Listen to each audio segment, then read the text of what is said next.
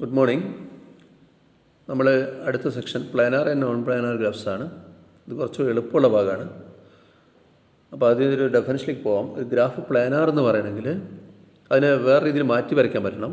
ഒരു പ്ലെയിനിൽ അല്ലെങ്കിൽ പേപ്പറിൽ വരയ്ക്കാൻ പറ്റണം. സച്ച് ദാറ്റ് അതിൻ്റെ എഡ്ജസ് ഇൻ്റർസെക്റ്റ് ചെയ്യുന്ന ഇടയിൽ വരാൻ പാടില്ല. അതായത് എൻഡ് പോയിൻറ്റ്സിലല്ലാതെ വേറെ സ്ഥലത്ത് എഡ്ജസ് ഇൻ്റർസെക്റ്റ് ചെയ്യാൻ പാടില്ല. അങ്ങനെ വരയ്ക്കുന്നതിനെയാണ് നമ്മൾ അങ്ങനെ വരയ്ക്കാൻ പറ്റുന്ന ഗ്രാഫിനെ പ്ലാനാർ ഗ്രാഫ് എന്ന് പറയും.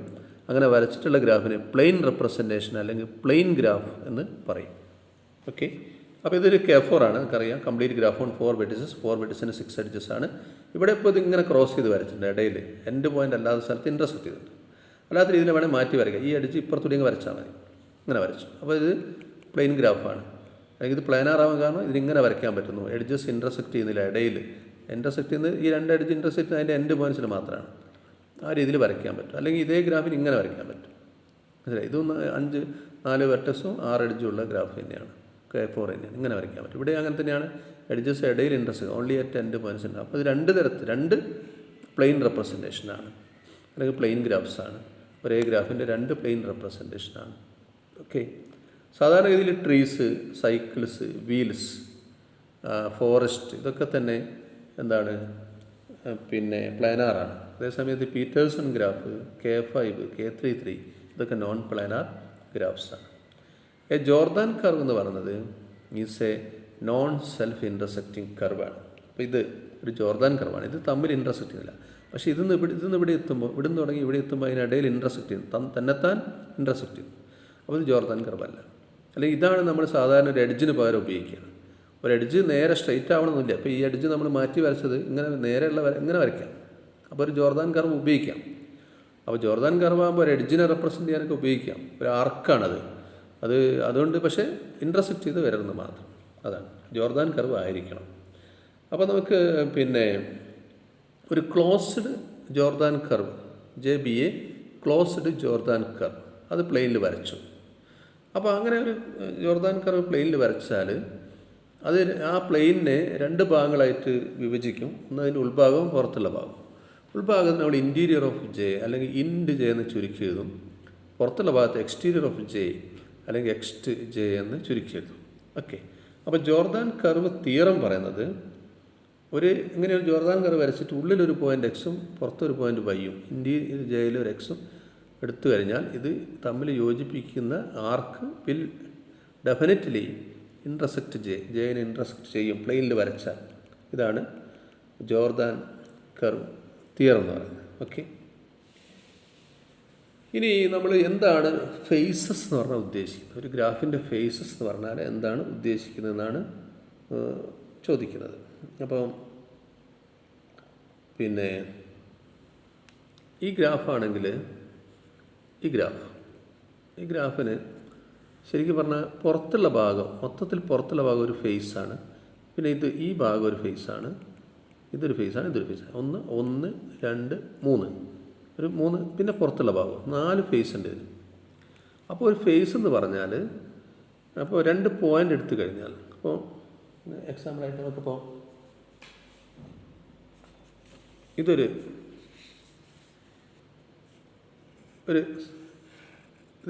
2 പോയിൻ്റ് എടുത്ത് എയും ബിയും. ഈ 2 പോയിൻ്റ് തമ്മിലൊരു ആർക്ക് ജോർദാൻ കർവ് അല്ലെ ജോർദാൻ ആർക്ക് വരയ്ക്കാൻ പറ്റും. നമ്മൾ പറയും ഇത് റിലേറ്റഡ് ആണ്. A tilde B if and only if there exists an arc joining A and B. എയും ബിയും തമ്മിൽ ആർക്ക് ഉണ്ടെങ്കിൽ നമ്മൾ റിലേറ്റഡ് ആണെന്ന് പറയുകയാണ്. ജോർദാൻ കർവ് അല്ലെങ്കിൽ ആർക്ക്. അപ്പോൾ ഈ റിലേഷൻ ഒരു ഈക്വലൻസ് റിലേഷനാണ്. കാരണം ഏതൊരു എലമെൻ്റ് തമ്മിൽ തന്നെ വേണമെങ്കിൽ ഒരു ലൂപ്പങ്ങ് വരച്ചാൽ മതി. അത് അതിനോട് റിലേറ്റഡ് ആണ്. കാരണം തമ്മിൽ വരച്ചുവിടാം നമുക്ക്. അപ്പോൾ അത് റിഫ്ലക്സീവിറ്റി ഉണ്ട്. പിന്നെ എയും ബിയും തമ്മിൽ റിലേറ്റഡ് ആണെങ്കിൽ എയും ബിയും തമ്മിൽ ആർക്കുണ്ട്. അപ്പോൾ തിരിച്ചിങ്ങോട്ടും ആർക്കുണ്ടല്ലോ. അപ്പോൾ ബിയും എയും റിലേറ്റഡ് ആണ്. ഇനി അതിൽ എയും ബിയും റിലേറ്റഡ് ആണ്, ബിയും സിയും റിലേറ്റഡ് ആണെങ്കിൽ അതിനർത്ഥം ബിന്ന് സിയിലേക്ക് ഒരു ആർക്കുണ്ട്. അപ്പോൾ എന്ന് സിയിലേക്ക് ആർക്കുണ്ടല്ലോ. അപ്പോൾ നമ്മൾ യോജിപ്പിച്ചാൽ മതി, തുടർച്ചയായി പോയാൽ മതി. അപ്പോൾ ട്രാൻസിറ്റീവാണ്. അപ്പോൾ ഈ കാര്യങ്ങൾ വെച്ചിട്ട് ഈ റിലേഷൻ എന്താണ്? ഈക്വലൻസ് റിലേഷനാണ്. അപ്പോൾ ഈക്വലൻസ് റിലേഷന് ഒരു ഈക്വലൻസ് ക്ലാസ് ഉണ്ടാവും എന്ന് പറഞ്ഞാൽ റിലേറ്റഡ് ആയിട്ടുള്ള എല്ലാവരും കൂടി ഒരു ക്ലാസ്സിലുണ്ടാവും. അപ്പോൾ ഇത് റിലേറ്റഡ് അല്ല. ഈ A1 എയും A1 തമ്മിൽ നമുക്കൊരു ആർക്ക് വരയ്ക്കാൻ പറ്റില്ല. ജോർദാൻ കർവ് പിന്നെ വരയ്ക്കാൻ പറ്റില്ല. എവിടെ ഒരു ഒരു ഗ്രാഫിൻ്റെ ഭാഗത്ത് വരയ്ക്കാൻ പറ്റില്ല. കാരണം പ്ലെയിനിനെ നമുക്ക് സാധാരണ പറയുന്നത് plain that excludes the vertices and edges of a plane graph എന്നാണ്. അപ്പോൾ ഇതൊരു ഗ്രാഫാണെങ്കിൽ ഈ ഗ്രാഫിൻ്റെ വെർട്ടിസസ് ഒരു സൈക്കിളാണ് ശരിക്കും. വെർട്ടിസസും എഡ്ജസും ഇവിടെ 1 2 3 4 5 6 7 വെർട്ടിസും പിന്നെ അതുപോലെ 7 എഡ്ജുണ്ട്. ഇതിന് ഒരു സൈക്കിളാണ്.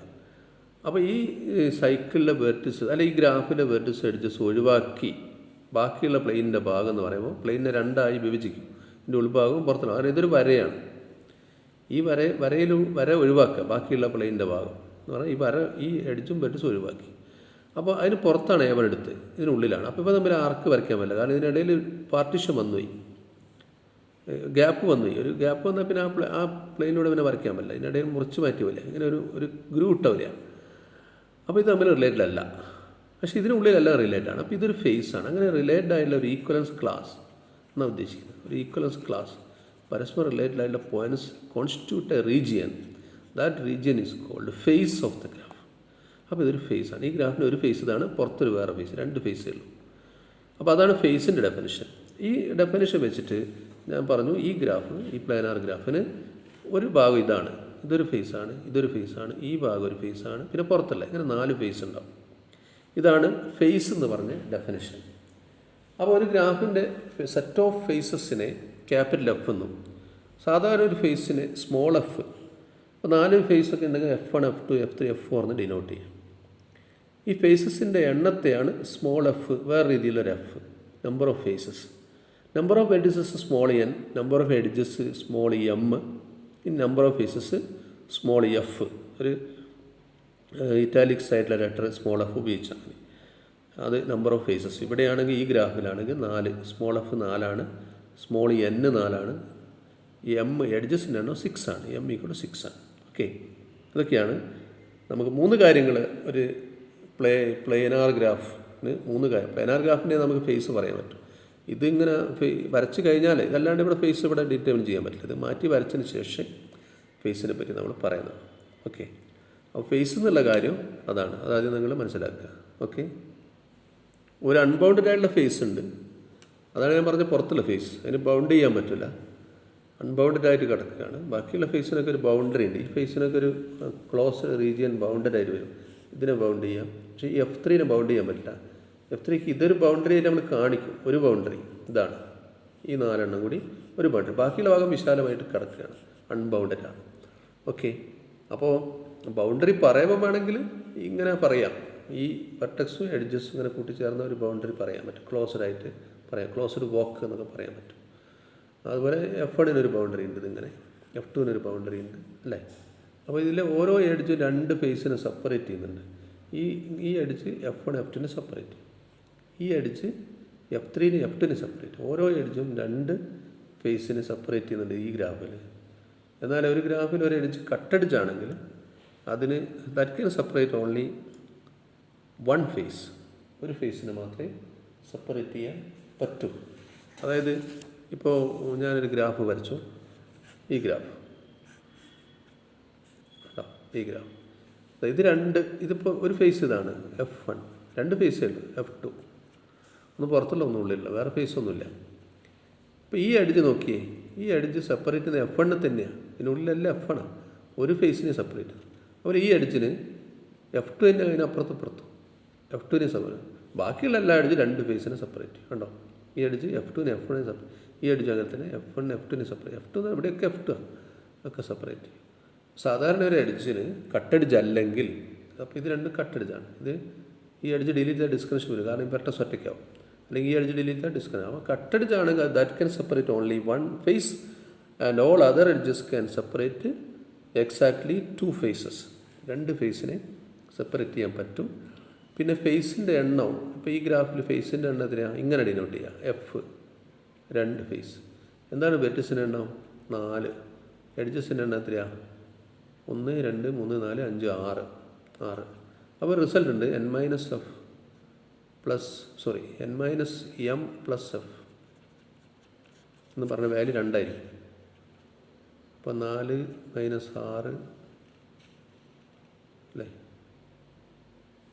4 മൈനസ് 4 അല്ല, വെർട്ടിസിൻ്റെ എണ്ണം 6 ആണല്ലോ, ഇവിടെ ഉണ്ടല്ലോ വെർട്ടിസിൻ്റെ എണ്ണം n=6 ആണ്. അപ്പോൾ 6 മൈനസ് 6 പ്ലസ് 2, ആൻസർ 2 ആയിരിക്കും.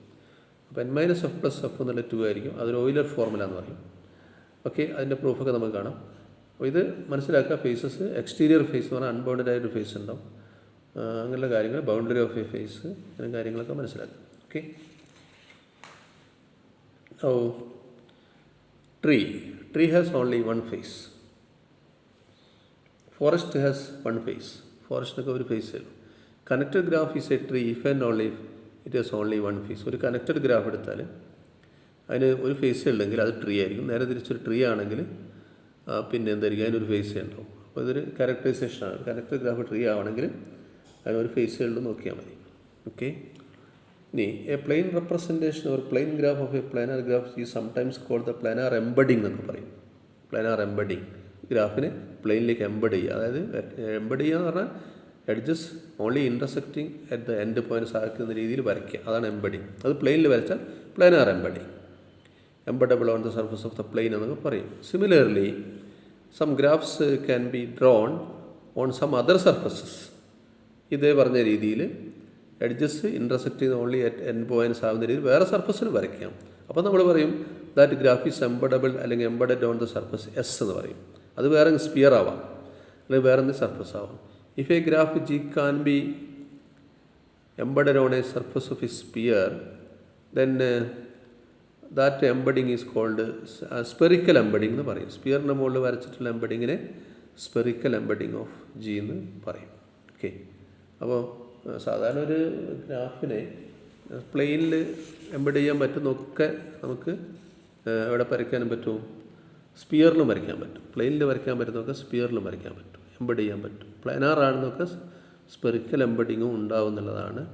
അപ്പോൾ അതാണ് നമ്മുടെ മാപ്പ്, വേൾഡ് മാപ്പ്. അത് ഗ്ലോബിലും വരയ്ക്കാൻ പറ്റും, നമുക്ക് ഷീറ്റിലും വരയ്ക്കാൻ പറ്റും. മനസ്സിലായില്ലേ? അപ്പോൾ അതുപോലെയാണ്.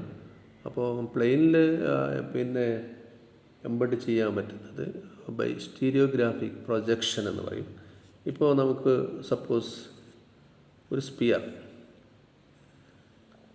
ദാറ്റ് റെസ്റ്റ് ഓൺ എ പ്ലെയിനിൽ റെസ്റ്റ് ചെയ്യാൻ വെച്ചു. അപ്പോൾ ഇതിങ്ങനെ കോണ്ടാക്റ്റ് വരുന്ന സ്ഥലം ഉണ്ടാവില്ലേ പ്ലെയിനിൽ, അതിന് നേരെ ഓപ്പോസിറ്റുള്ളൊരു പോയിൻ്റ് നമ്മൾ എൻ എടുക്കുക. അതാണ് നോർത്ത് പോൾ എന്നൊക്കെ പറയുക. അപ്പോൾ നമുക്കിവിടെ ഒരു പോയിൻ്റ് ഇവിടെ ഉണ്ടെങ്കിൽ, ഒരു പോയിൻ്റ് ഇവിടെ ഉണ്ടെന്ന് വെച്ചാൽ എസ് ആണെന്ന് വെച്ചാൽ, നേരെ എൻ എസ്സിലേക്ക് വരയ്ക്കുക. അങ്ങനെ വളഞ്ഞ് കർവല്ല, ഈ സർഫസിൻ്റെ സ്പിയറിൻ്റെ മുകളിൽ കൂടിയല്ല. സ്പിയറിൻ്റെ മുകളിൽ കൂടി വരയ്ക്കുമ്പോൾ ഇങ്ങനെയാണ് വരിക, അങ്ങനെയല്ല വരയ്ക്കേണ്ടത്. നേരെ ഉള്ളിൽ കൂടി തന്നെ ഇങ്ങനെ നേരെ വരച്ചിട്ട് ഇങ്ങനെ നീട്ടി വരച്ചാൽ ഇവിടെ എത്തും, പ്ലെയിനിലെത്തും. അപ്പോൾ അതൊരു പി ആണ്. അപ്പോൾ ഇതിനെയാണ് പ്രൊജക്ഷൻ എന്ന് പറയുക, stereographic projection. Pi of S എന്ന് പറഞ്ഞാൽ എന്തായിരിക്കും, പി ആയിരിക്കും, നോർത്ത് പോളിനെ അടിസ്ഥാനമാക്കിയിട്ട്. മനസ്സിലായില്ലേ? അപ്പോൾ ഇവിടെ ഒരു ഫിഗർ വരച്ചാൽ, ഇവിടെ ഒരു ഫിഗർ ഉണ്ടെന്ന് വെച്ചാൽ നമ്മൾ സ്പിയറിൻ്റെ മുകളിൽ ഒരു ഫിഗർ വരച്ചു. അപ്പോൾ അതിനെങ്ങനെ ഇതിൽ ഓരോ പോയിൻറ്റും ഇങ്ങനെ പ്രൊജക്റ്റ് ചെയ്താൽ എസ് ഇപ്പോൾ ഇവിടെ വന്നില്ലേ, അത് ഓരോന്നും ഇങ്ങനെ ഇതിൽ പോയിൻ്റൊക്കെ വരച്ച് ഇങ്ങോട്ട് പ്രൊജക്റ്റ് ചെയ്താൽ ഇവിടെ ഒരു ഫിഗർ കിട്ടും. അപ്പോൾ അതിൻ്റെ അർത്ഥം തിരിച്ചും കിട്ടും. അപ്പോൾ അതിൻ്റെ അർത്ഥം തന്നെ എന്താണ്, അത് പ്ലെയിനിൽ വരയ്ക്കാൻ പറ്റുന്നതാണെങ്കിൽ സ്പിയറിൽ വരയ്ക്കാൻ പറ്റും, സ്പിയറിൽ വരയ്ക്കാൻ പറ്റുന്നത് പ്ലെയിനിൽ വരയ്ക്കാൻ പറ്റും. പ്ലാനാർ ആണെങ്കിൽ അതിന് എംബഡബിൾ ഓൺ സ്പിയർ ആയിരിക്കും, എംബഡബിൾ ഓൺ സ്പിയർ ആണെങ്കിൽ അത് പ്ലെയിനിൽ പ്ലാനാർ ആയിരിക്കും എന്നുള്ള റിസൾട്ട് ഉണ്ട്. അത് സ്റ്റീരിയോഗ്രാഫിക് പ്രൊജക്ഷൻ ഉപയോഗിച്ചിട്ടാണ് നമ്മൾ പറയുന്നത്. ഒരു സ്പിയറിലെ പിന്നെ ഒരു എസ് എന്ന് പറഞ്ഞ സ്പിയറിൽ നോർത്ത് പോൾ ഒഴിവാക്കുക, ബാക്കി ഉള്ള പോയിൻറ്റിനെ നമ്മൾ മാപ്പ് ചെയ്യാണ് പ്ലെയിനിലേക്ക് മാപ്പ് ചെയ്യാം. ഈ തരത്തിലാണ് മാപ്പിംഗ്, പറഞ്ഞുള്ള മാപ്പിംഗ് ഇങ്ങനെയാണ്. അപ്പോൾ ഈ തരത്തിലുള്ള മാപ്പിങ്ങിലൂടെ സ്റ്റീരിയോഗ്രാഫിക് പ്രൊജക്ഷൻ എന്ന് പറയും.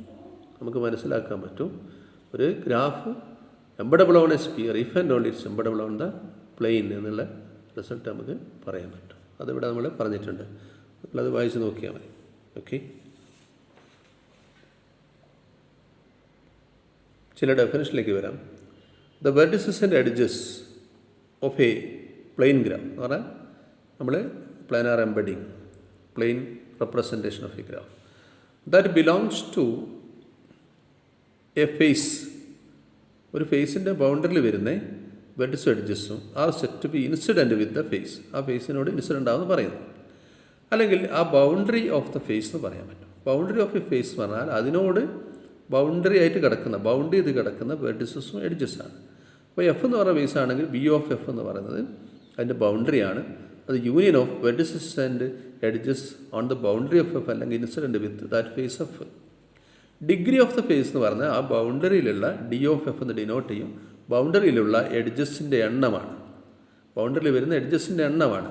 പക്ഷേ ആ എഡ്ജസിൻ്റെ എണ്ണം കൗണ്ട് ചെയ്യുമ്പോൾ പിന്നെ കട്ടടിച്ചാണെങ്കിൽ 2 പ്രാവശ്യം കൗണ്ട് ചെയ്യണം. കാരണം കട്ടടിച്ചിലൂടെ 2 പ്രാവശ്യം നമുക്ക് പോയാലേ ബൗണ്ടറി ആവും. കട്ടടിച്ചിലൂടെ 2 പ്രാവശ്യം പോയാൽ മാത്രമേ നമുക്ക് ബൗണ്ടറി ആവും. അപ്പോൾ ശരിക്കും ബൗണ്ടറി എന്ന് പറഞ്ഞാൽ ഒരു ക്ലോസ്ഡ് വോക്കാണ്. B a closed walk. Since each edge other than a cut edge is incident with exactly 2 faces and the cut edge is counted twice in calculating the degree ആണ് മനസ്സിലാക്കുക. കട്ടടിച്ച് അല്ലാത്ത എഡ്ജൊക്കെ 2 ഫേസിനെ സെപ്പറേറ്റ് ചെയ്യും. Each edge other than a കട്ടടിച്ച് incident with exactly 2 faces. എന്നാൽ കട്ടടിച്ചാണെങ്കിൽ അത് 2 പ്രാവശ്യം കൗണ്ട് ചെയ്യാൻ കാരണം അത് പിന്നെ ഒരു ഫേസിനെ സെപ്പറേറ്റ് ചെയ്യും. പക്ഷേ അത് ഫേസിന് ബൗണ്ടറി ആകുമ്പോൾ 2 പ്രാവശ്യം അത് വരുന്നു മാത്രം. ആ ബൗണ്ടറി കാൽക്കുലേറ്റ് ചെയ്യുമ്പോൾ അത് 2 പ്രാവശ്യമായിട്ട് വരും. അപ്പോൾ ബൗണ്ടറി കാൽക്കുലേറ്റ് ചെയ്യുന്ന കാര്യങ്ങളൊക്കെ ഒന്ന് മനസ്സിലാക്കാം. അപ്പോൾ നമുക്ക് ഓരോ എക്സാമ്പിളിലൂടെ നോക്കാം. ഈ ഗ്രാഫ് ഡിസ്കണക്റ്റ് ആണ്. ഈ ഗ്രാഫിൽ ഇപ്പോൾ 8 വെർട്ടിസസ് 7 എഡ്ജസ് ഉണ്ട്. പിന്നെ ഫേസസ് F1 F2 2 ഫേസസ് ഉണ്ട്. അത് 1 2 എന്ന് അവിടെ ഡിനോട്ട് ചെയ്യുന്നത്. ഒരു ഫേസ് ഇതാണ് 1, ഇതിനുള്ളിലുള്ള ഫേസ്. മറ്റൊന്ന് പുറത്തുള്ള ഫേസ് 2 ഡിനോട്ട് ചെയ്തിട്ടുണ്ട്. 2 ഫേസാണ്. അപ്പോൾ നമുക്കറിയാം n-m പ്ലസ് എഫ് എന്നുള്ളത് ഇവിടെ വയലേറ്റ് ചെയ്യും. ഈക്വൽ 2 ആവണമെന്നില്ല. അവിടെ 8 - 7 + 2 എന്നുള്ളത് ഇവിടെ 3 ആണ്. അത് വയലേറ്റ് ചെയ്യും. ഓയിലസ് ഫോർമുല 2 ആണ് കിട്ടേണ്ടത്. അതിന് കാരണം ഡിസ്കണക്റ്റ് ആയതുകൊണ്ടാണ്. കണക്റ്റ് ആണെങ്കിൽ അത് കറക്റ്റ് ആയിരിക്കും. n - m + f 2 തന്നെ ആയിരിക്കും. ഓക്കെ. എനിവേ നമ്മൾ ഡിഗ്രി എന്താണെന്ന് പറയാൻ വേണ്ടിയിട്ടാണ് പറഞ്ഞത്. അപ്പോൾ 1 B of F1 boundary of F1 ആണ്. F1 എന്ന് പറഞ്ഞാൽ ഞാൻ പറഞ്ഞു ഇതിനുള്ളിലുള്ള ഭാഗം. അത് സ്റ്റാർട്ട് ചെയ്ത് നോക്കിയേ. V1 E1 V2 ഇവിടെ എത്തി. E1 V2 E2 V3 പിന്നെ നമ്മൾ ഇങ്ങനെ വരണം.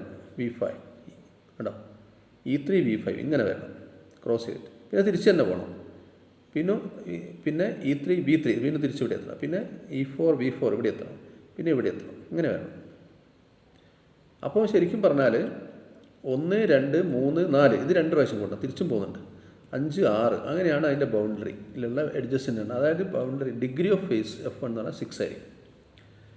അതുപോലെ ഇതിന് പുറത്തുള്ള ഭാഗത്തിൻ്റെ ബൗണ്ടറി നോക്കുമ്പോൾ നമുക്ക് 2 പിന്നെ യൂണിയനാക്കി എടുക്കേണ്ടി വരും.